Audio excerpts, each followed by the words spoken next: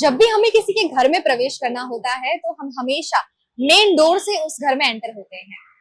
हर किसी के घर में एक या दो मुख्य दरवाजे होते हैं जिससे हम उस घर के अंदर जा सके। इसी तरह वडोदरा शहर में भी 4 दरवाजे हैं जो ये दर्शाते हैं कि वडोदरा शहर हर किसी का बाहें खोलकर स्वागत करता है। तो चलिए वडोदरा के इन 4 दरवाजों के इतिहास की पूरी कहानी आपको वीएनएन टीवी के सिटी स्पॉट के जरिए बताते हैं।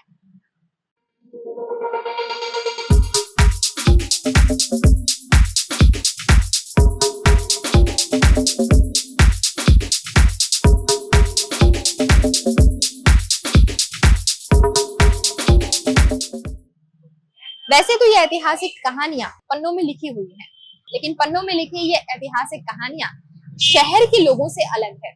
शहर के लोग इसके बारे में बहुत कम जानते हैं। तो चलिए आज समय का चक्र घुमाकर आपको उस काल में लेकर जाते हैं जब ये सारी इमारतें और ये खूबसूरत जगह वडोदरा में बन रही थी। शायद आपने अपने बड़े बुजुर्गों के मुंह से ये बात सुनी होगी कि वडोदरा कभी चंद्रावती के नाम से भी जाना जाता था। आज जिस शहर को हम वडोदरा के नाम से जानते हैं उसे वटपत्र के नाम से भी जाना जाता था और ये आज के अकोटा से कामनाथ मंदिर तक के विस्तार में फैला हुआ था। राजपूत और मुस्लिम युग में मिले दस्तावेजों में भी चंदनावती और दौलताबाद जैसे नामों का उल्लेख है। 11वीं सदी का चंदनावती और 16वीं सदी का दौलताबाद आज के समय के वडोदरा का ही हिस्सा था। क्या आप जानते हैं कि आज की तारीख का सुरसागर तालाब 11वीं सदी का चंदन तालाब था। इतिहास के पन्नों को और बारीकी से पढ़ा जाए तो मालूम होता है कि मुस्लिम आक्रमणकारियों ने भारत के उत्तर दिशा के दुर्गम पहाड़ी प्रदेशों से होते हुए भारत में प्रवेश किया और दिल्ली को अपनी सत्ता का केंद्र बनाया। इसी परंपरा के बीच 1511 में गुजरात के सुल्तान महमूद बेगाड़ का निधन हुआ और उनके बेटे खलील खान, जिसे बाद में मुजफ्फर खान के नाम से जाना गया, उसने वडोदरा शहर के एक विस्तार का नाम दिया किला-ए दौलताबाद, जिसे आज हम 4 दरवाजा कहते हैं।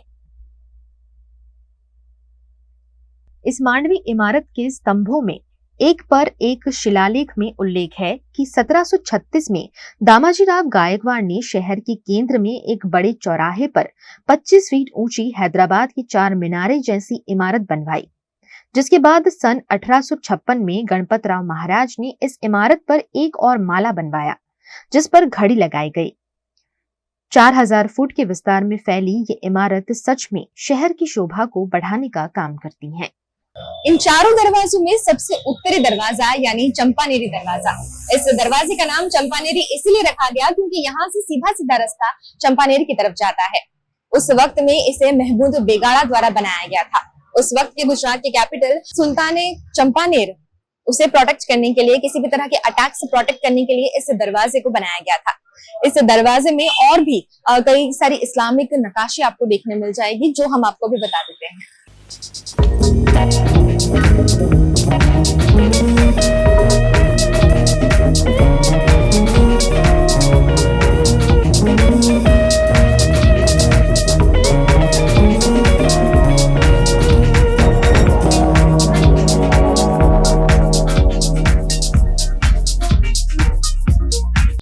वहीं दक्षिण में आया बुरहानपुरी दरवाजा, जिसे आज गेंडी गेट के नाम से जाना जाता है।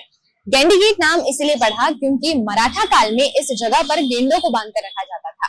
इस्लामिक स्ट्रक्चर में बना ये गेट मराठा काल में इस गेट के ऊपर जो ढलान वाली छत है उसे लगाया गया। इस गेट के कुछ अंतर पर 2 और गेट हुआ करते थे जिसे गोया गेट और हाथियाखाड़ दरवाजे के नाम से जाना जाता था। फिलहाल ये दोनों गेट यहाँ पर मौजूद नहीं है, लेकिन इस नाम के एरिया अभी भी वडोदरा में मौजूद है। गोया गेट पुलिस चौकी और हाथियाखाड़ नाम का एरिया वडोदरा में अब भी स्थित है।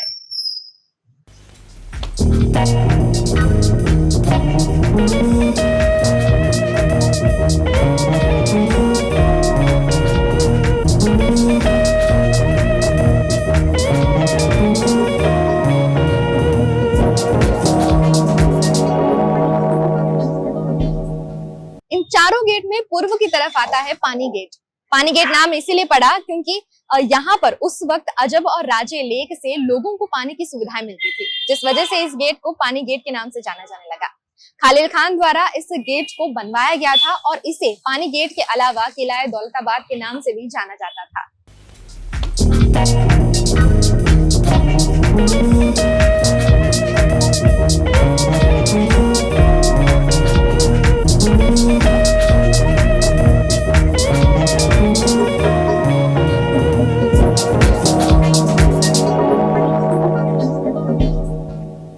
इन चारों दरवाजों में पश्चिम की ओर है लाहेरी दरवाजा, जिसे आज लहरीपुरा गेट के नाम से जाना जाता है। लाहेरी एक फारसी शब्द है जिसका मतलब होता है कंसारा। उस जमाने में और आज के टाइम में भी यहाँ पर कंसारा लोगों की बस्ती और दुकानें हैं, जिस वजह से इस गेट को लहरीपुरा गेट के नाम से जाना जाता है। इन चारों दरवाजों में ये गेट सबसे बड़ा गेट माना जाता है और इसे चारों दरवाजों के मुकाबले ज्यादा बड़ा और ज्यादा डेकोरेटिव माना जाता है। जहां पर क्योंकि आसपास एक बड़ा बाजार है जिसे मंगल बाजार के नाम से जाना जाता है, उस मंगल बाजार में कई लोगों की भीड़ होती है, इसलिए यहाँ पर इस गेट से लोगों का ज्यादा आना जाना होता है।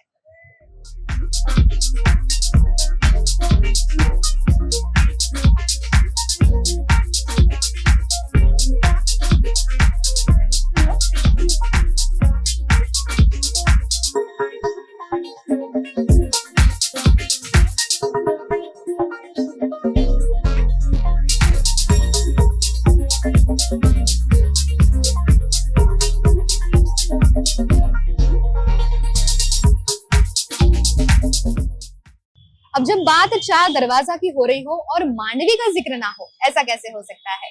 इस मांडवी इमारत के स्तंभों में एक पर एक शिलालेख में उल्लेख है कि 1736 में दामाजीराव गायकवाड़ ने शहर के केंद्र में एक बड़े चौराहे पर 25 फीट ऊंची हैदराबाद की 4 मीनारें जैसी इमारत बनवाई, जिसके बाद सन 1856 में गणपतराव महाराज ने इस इमारत पर एक और माला बनवाया, जिस पर घड़ी लगाई गई।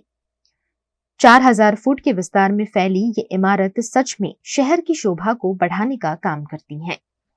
ऐसा कहा जाता है कि जब चार दरवाजे बने थे उस वक्त मांडवी अस्तित्व में नहीं था। इस बात का प्रमाण मिलता है एक जर्मन ट्रैवलर मंडल स्लोनी की किताब से।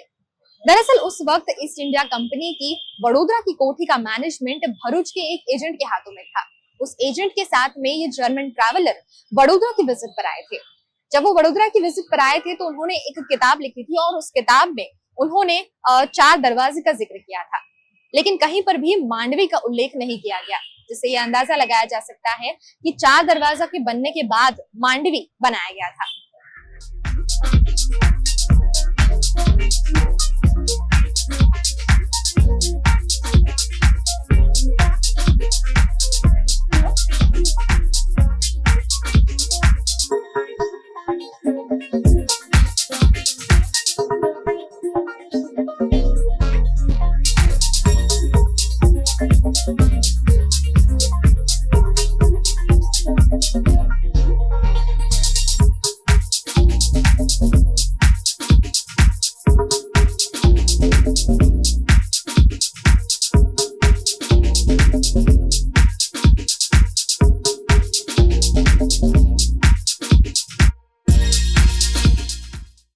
खलील खान, मुजफ्फर खान, बहादुर शाह, अंग्रेजी हुकूमत और न जाने कितने काल इस देश में देखते हैं, जो अब धीरे धीरे करके खत्म हो गया है। लेकिन इतिहास के पन्नों में जो बातें दर्ज की गई हैं, वो कहीं ना कहीं हमें एहसास दिलाती हैं कि हमारा इतिहास, हमारी विरासत कितनी खास है। जैसे जैसे वक्त बदलता गया, लोग बदलते गए, मौसम बदलते गए, कई सारी चीजें हुई, लेकिन जो इमारतें, जो विरासतें हमें दी गई हैं, वो अब भी चट्टान की तरह खड़ी हैं। ये हमें एहसास दिलाती है कि चाहे कुछ भी हो जाए, लेकिन हमारा अस्तित्व, हमारी इमारत और हमारी पहचान, हमारा इतिहास इतना मजबूत है जिसे कोई भी हिला नहीं सकता। जब कभी भी इन इमारतों को आप देखते हैं तो आपको एहसास होता है कि हमारा इतिहास, हमारी कहानी कितनी खास है, जिन्हें हम आप तक पहुंचा रहे हैं। आज उम्मीद करते हैं कि आपको वडोदरा की जो ये चार दरवाजे हैं, जिनसे आप हर रोज गुजरते होंगे, इसका इतिहास शायद ही कुछ लोगों को पता होगा, और आने वाली पीढ़ी को तो इसके बारे में बताना काफी जरूरी है। तो ज्यादा से ज्यादा इस वीडियो को शेयर कीजिए और उम्मीद करते हैं कि अब जब कभी भी आप इन रास्तों से गुजरेंगे तो इन रास्तों को, इन इमारतों को एक अलग नजर से, एक नई नजर से देखेंगे। फिर एक बार लौटूंगी अगले रविवार एक और कहानी के साथ सिटी स्पॉट में। तब तक देखते रहिए VNMTV।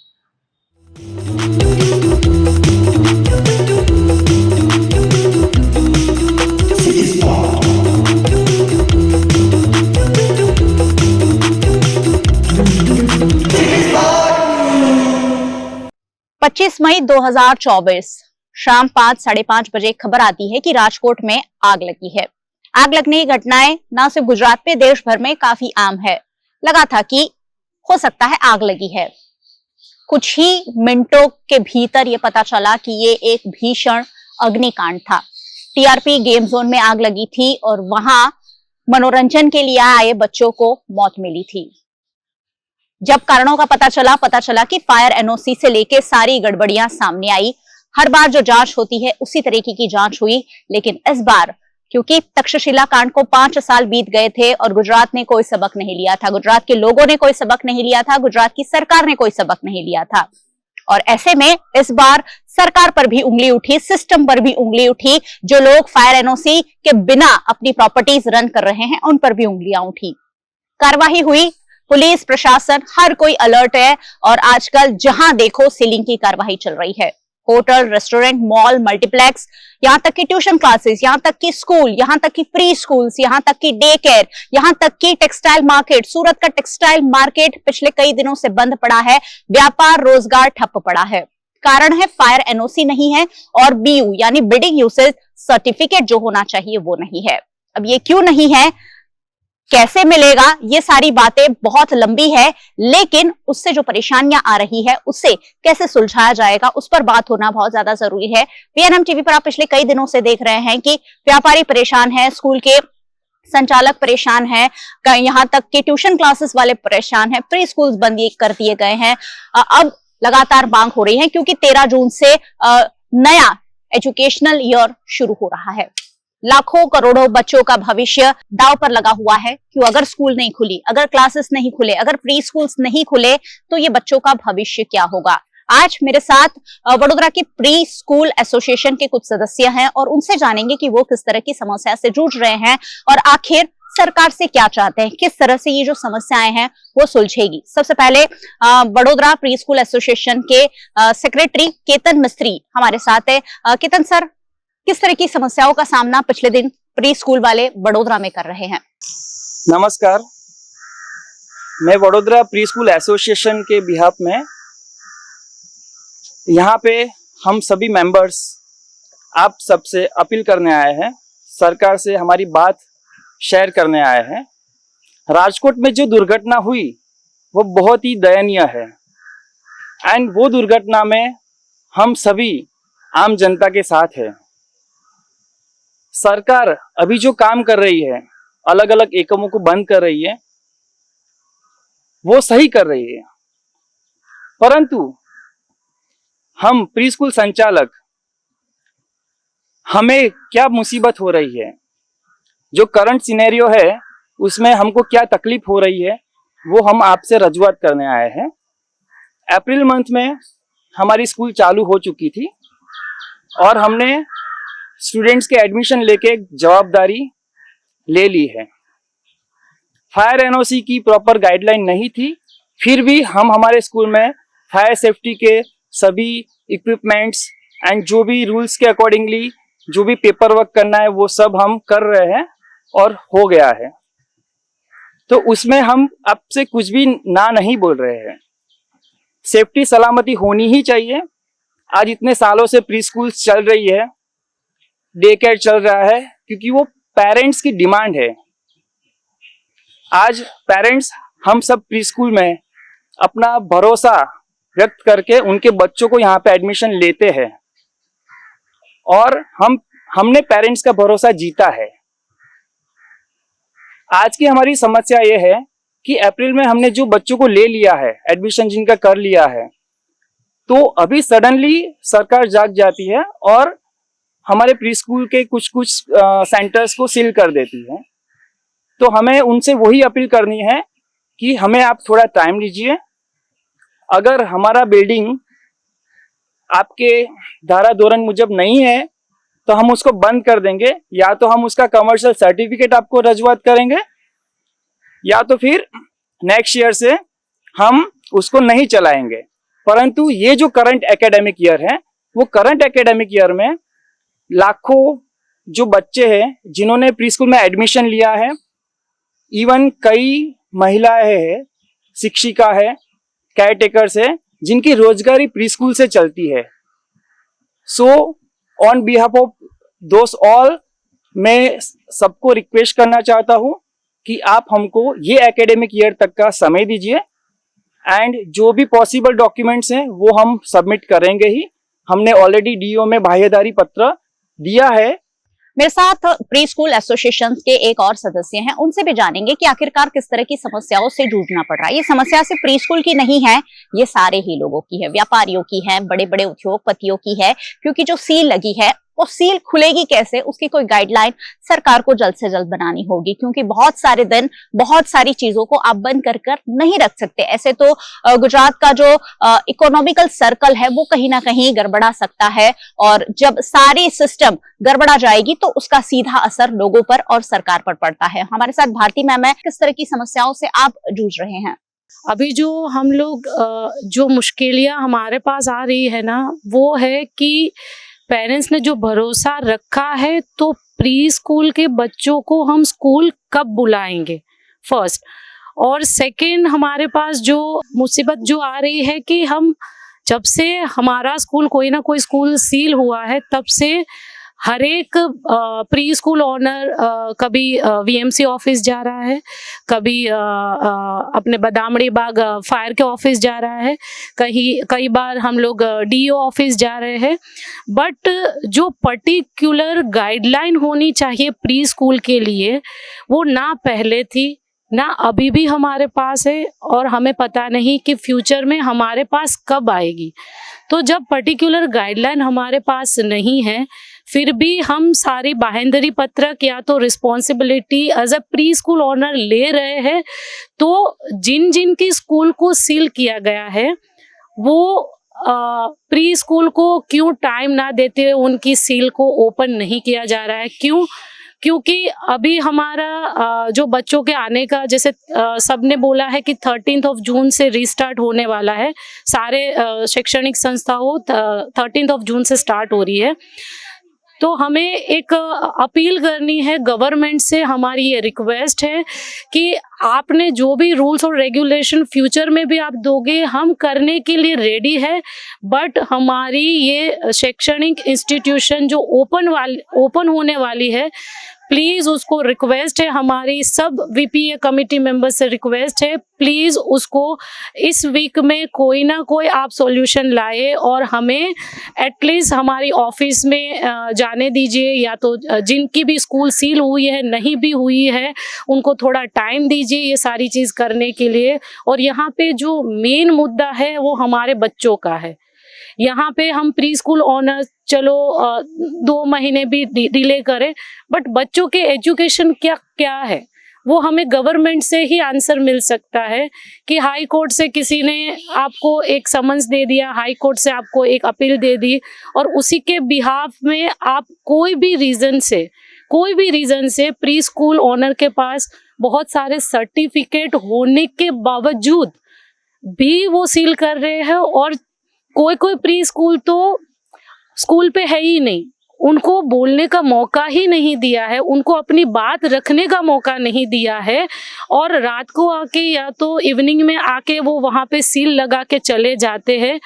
तो आपका काम है वो हम सभी एक्सेप्ट करते हैं और दिस इज अ सराहनीय, बट हमें थोड़ा सा टाइम दीजिए ये सारी चीज़ें एक सेम प्लेटफॉर्म पे लाने के लिए, क्योंकि यहाँ पे ना सिर्फ प्री स्कूल की बात है, यहाँ पे पूरे गुजरात में जितने भी एसोसिएशन चल रहे हैं प्री स्कूल के, डे केयर के, जो दुकानें, सबके हित की ये बात है। तो मेरा तो यही कहना है कि प्लीज़ इसको इस वीक में कुछ भी है, प्लीज़ आप नम्र अर्ज है कि इस वीक में इसका कोई सॉल्यूशन हमें लाके दीजिए। हमारे साथ वडोदरा प्री स्कूल एसोसिएशन के कुछ सदस्य आज इकट्ठा हुए हैं और अपनी अपनी बातें रख रहे हैं।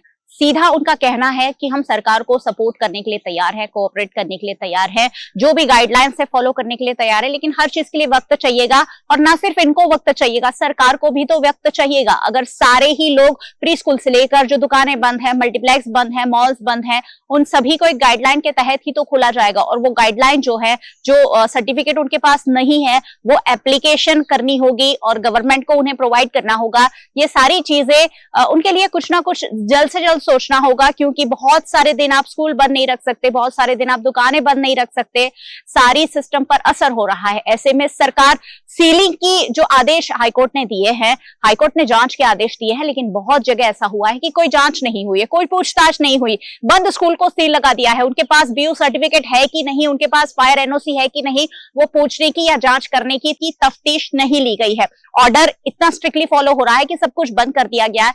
सब कुछ बंद कर देना सॉल्यूशन नहीं है। अगर एक बार बंद कर दिया तो हो सकता है कि थोड़ा सा लोग सतर्क हो जाएं कि हाँ अब तो ये करना पड़ेगा, तो ठीक है, लेकिन अब उस सील को कैसे खोले जाएंगे उस पर सोचना जरूरी है। हमारे साथ एक और सदस्य है, वो क्या बात करना चाहते हैं? सर, आप क्या कहना चाहते हैं, इसमें क्या जोड़ना चाहते हैं इस इश्यू में?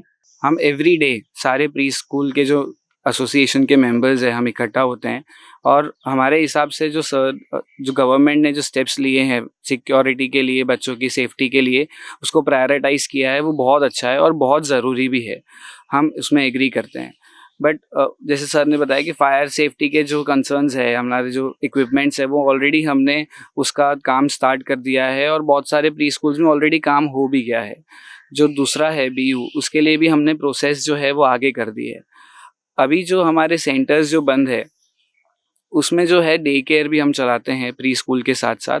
तो डे केयर में काफ़ी सारे वर्किंग पेरेंट्स है, बहुत सारे सिंगल मदर्स भी है जो जॉब कर रहे हैं। एवरी डे मॉर्निंग में, इवनिंग में, नाइट में, एवरी डे 2 से 3 फ़ोन हर एक पेरेंट कर रहा है कि सर आप कब ओपन करेंगे, क्योंकि हमारे यहाँ पे कोई दूसरा फैमिली नहीं है, कोई क्लोज फ्रेंड्स नहीं है जिनके वहाँ पे हम बच्चे रख सकें, और जॉब में एवरी डे हमको छुट्टी नहीं मिल रही है। इवन 1 या 2 पेरेंट्स ऐसे हैं जो ऑलमोस्ट उनका जॉब छूटने जैसा है, उनका शायद जॉब चला जाएगा। वो बोल रहे हैं कि सर कंप्लीटली कुछ ना कुछ आप वर्कआउट कीजिए, बट सेफ्टी, सिक्योरिटी और गवर्नमेंट के नोटिफिकेशन के अलावा हम लोग भी स्टार्ट नहीं करना चाहते। जब तक गवर्नमेंट बोलेगी आप ओपन कीजिए तब तक हम ओपन नहीं करना चाहते। तो डे केयर एक बहुत बड़ा कंसर्न है, बहुत बड़ा। तो उसके लिए भी गवर्नमेंट को जल्दी ही कुछ जैसे ही अनसीलिंग के लिए जो आप स्टेप्स बताएंगे, सिक्योरिटी के लिए, सेफ्टी के लिए बताएंगे, वो हम कंप्लीट करके हम वो ओपन कर सके, वैसा हमारा अपील और एक रिक्वेस्ट है। बहुत सही मुद्दा है ये डे केयर का। बहुत सारी प्री स्कूल के साथ चेन जुड़ी हुई है पूरी। छोटे छोटे बच्चे आते हैं और पेरेंट्स जो हैं बहुत जिम्मेदारी के साथ, पहले तो पेरेंट्स ढूंढते हैं बहुत अच्छे से अच्छा प्री स्कूल और डे केयर, ताकि उनके छोटे छोटे बच्चों की देखभाल हो सके। जब वो ढूंढ लिया जाता है, उन्हें रख दिया जाता है, अगर सरकार उन्हें बंद कर देगी तो उससे बहुत कुछ अफेक्ट होता है। माता पिता में से एक पेरेंट को घर पे रहना होगा, उनकी जॉब पर अफेक्ट होगा, वो लोग जहां काम करते हैं उन कंपनीज को भी लॉस होगा। यानी एक पूरा चेन है, ये पूरा चेन अफेक्ट हो रहा है। छोटे छोटे बच्चे अफेक्ट हो रहे हैं, एजुकेशन उनका अफेक्ट हो रहा है, उनकी देखभाल अफेक्ट हो रही है, उनके पेरेंट्स अफेक्ट हो रहे हैं, और वो जहां काम कर रहे हैं वो भी अफेक्ट हो रहा है। इन सबका मेंटल पीस भी है कहीं ना कहीं गायब है, क्योंकि प्री स्कूल वाले सोच रहे पता नहीं बच्चों का एडमिशन तो हो गए हैं, अब हम चालू कैसे करेंगे। पेरेंट्स का टेंशन है वो कुछ अलग है कि आखिरकार ये कैसा होगा। फायर सेफ्टी बहुत बड़ा मुद्दा है, क्योंकि जिस तरह कुछ दुर्घटनाओं में बच्चों की मौत हुई है वो बिल्कुल भी टॉलरेबल नहीं है। ऐसी घटनाएं ना हो उसके लिए बहुत कुछ करना होगा, और हम सबको मिलकर करना होगा, गवर्नमेंट के साथ मिलकर करना होगा, सरकार को, लोगों को भी भरोसे में लेना होगा। मैं जब बात कर रही हूँ तब मेरे गूज बम्स आ रहे, क्योंकि ये सारी चीजों का मैं बहुत क्लोजली फॉलो करती हूँ और हिस्सा रही हूँ कहीं ना कहीं ये सारी चीजें आप तक पहुंचाने में। जब घटना घट ही चुकी है, भविष्य में ना हो उसके लिए हम क्या कर सकते हैं, उस पर ये चर्चा है। कुछ और लोग मेरे साथ है, वो किस तरह की परेशानियों से जूझ रहे हैं वो भी जान लेते हैं। 31 मई को मेरा स्कूल रात को सील हुआ। 1 जून को जब मैं स्कूल जा गई 6:30 बजे सुबह, तब मैंने देखा वहाँ पे ताला था, लिखा। मतलब आपको नहीं पता था कि कोई आया और सील करके चला गया? ना नोटिस थी, ना मुझे कोई फोन आया कि सील हो रहा है। मैंने जस्ट देखा कि मेरे ताले पे सील लगा था और साइड में लिखा था वडोदरा टाउनशिप डेवलपमेंट, वहाँ पे लिखा था, और सदर प्रॉपर्टी बंद की गई है, बस इतना ही था। तो आई वॉज वेरी शॉक कि एटलीस्ट कुछ नोटिस देना चाहिए था या मुझे फ़ोन करना चाहिए था। फ़ोन डिस्प्ले था वहाँ पे। तो देन मेरा दूसरा स्कूल है सुभानपुरा साइड में, तो वहाँ पे भी हमने देखा कि वहाँ पे भी सील लगा था।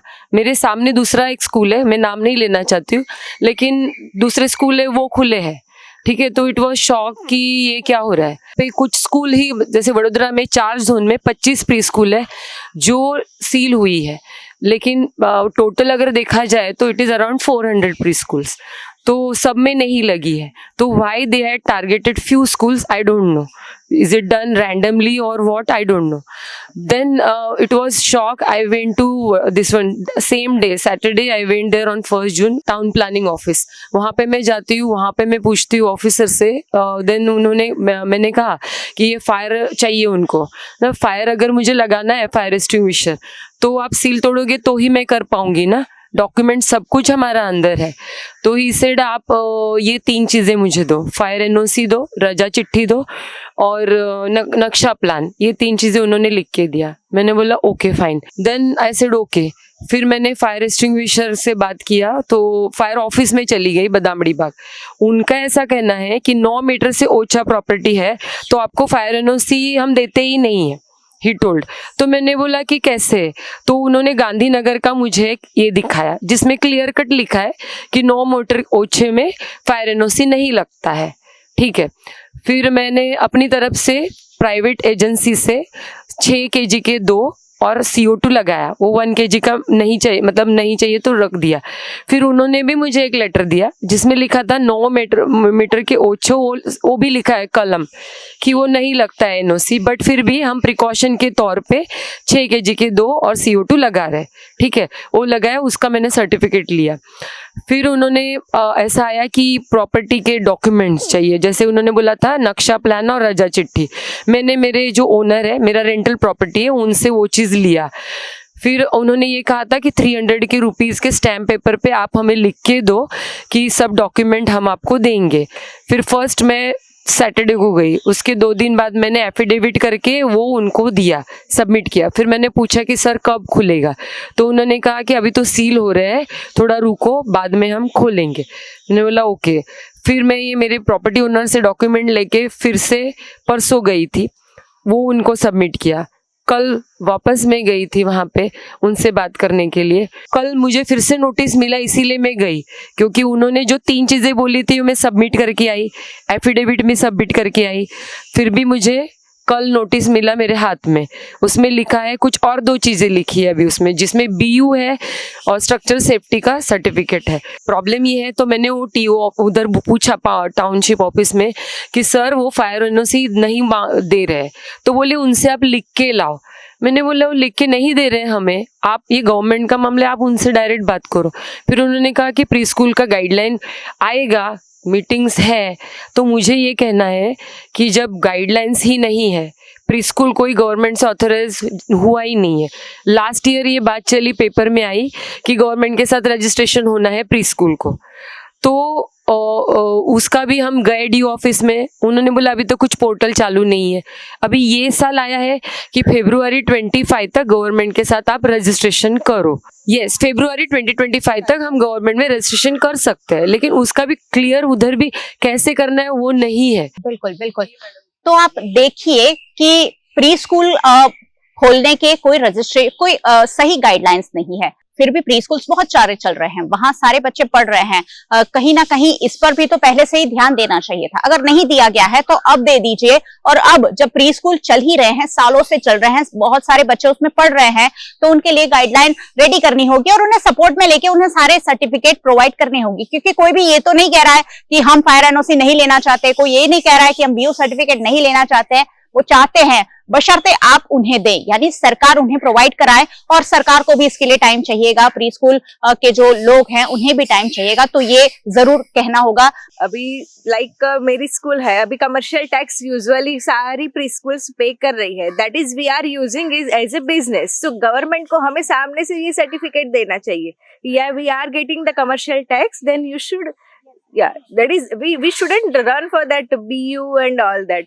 Already we are following the procedure that but guidelines he clear नहीं है. और VPA ने एक मीटिंग की थी संडे को शाम को कि यार for BU we need this. तो up to February 2025 तक का टाइम है ऑलरेडी हमारे पास. But at least after this admission season we are going to start that procedure. But उससे पहले ही आके सील कर दिया. ऐसे भी कई ओनर है कि मैम ऐसा है तो मेरे बिजनेस प्रॉपर्टी में भी अफेक्ट आएगा, तो आप यहाँ से प्री स्कूल बंद कर दो.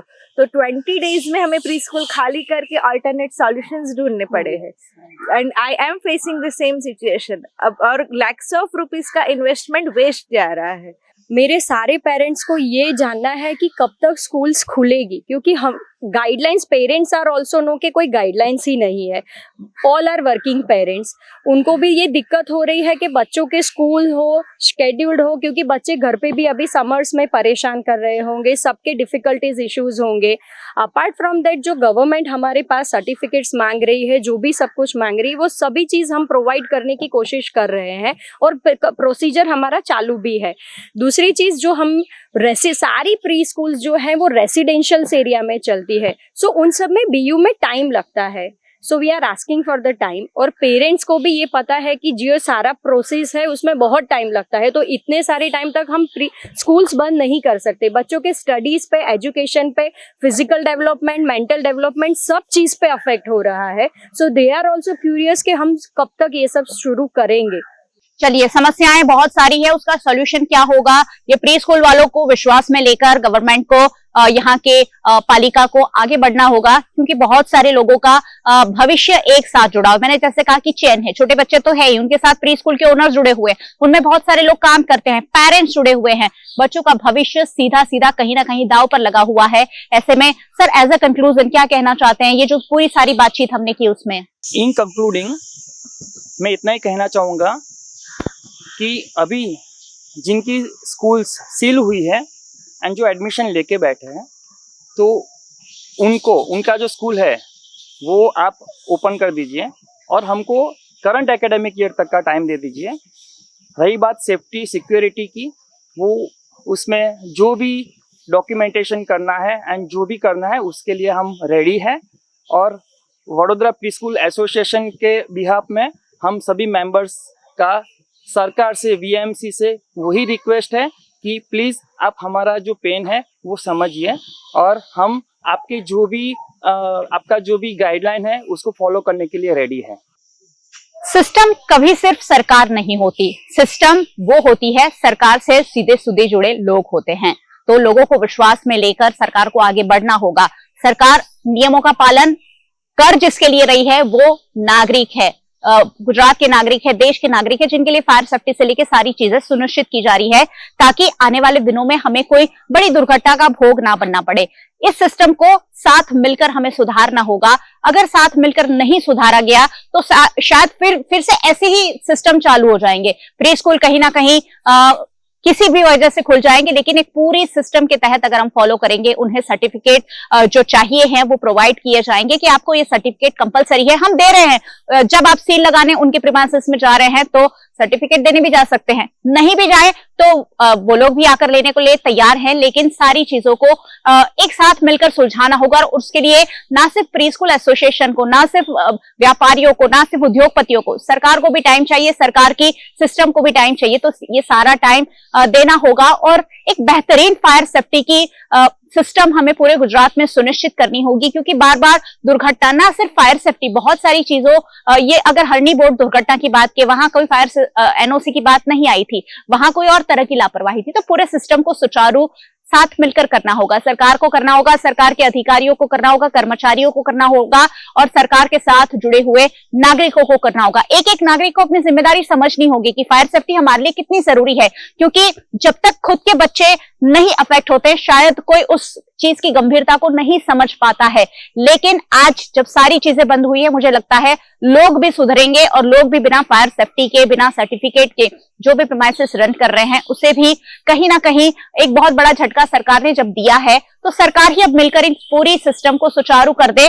और भारत देश को वैसे ही हम सोने की चिड़िया कहते हैं, तो एक अच्छी सिस्टम होगी तो भारत देश फिर से सोने की चिड़िया और एक उज्जवल भविष्य की ओर ये प्री स्कूल वाले या स्कूल वाले या सारे लोग जब भारत देश को ले जा रहे हैं, मिलजुल कर साथ मिलकर इस सिस्टम को हमें सुचारू करना ही होगा। ये पूरा प्रसारण आप वीएनएम टीवी पर देख रहे हैं। वीएनएम टीवी आपको हमेशा देखते रहना है। यूट्यूब चैनल है हमारा, सब्सक्राइब कर लीजिए और बेल आइकन प्रेस कर दीजिए ताकि वीएनएम का हर अपडेट सबसे पहले आप तक पहुंचे। फेसबुक पर देख रहे शेयर जरूर कीजिए। मैं रोज रोज कहती हूं कि हम यहाँ उन्हीं मुद्दों को चर्चा में लेते हैं जो सीधे सीधे आपसे जुड़े हुए हैं। आप हमें ओटीटी प्लेटफॉर्म्स पर देख रहे हैं, डेली हंट, वोडाफोन टीवी, जियो टीवी और जियो टीवी फाइबर। 498 नंबर के चैनल पर वीएनएम टीवी को 24 घंटे लगातार देखा जा सकता है। देखते रहिए वीएनएम, जुड़े रहिए वीएनएम के साथ। नमस्कार।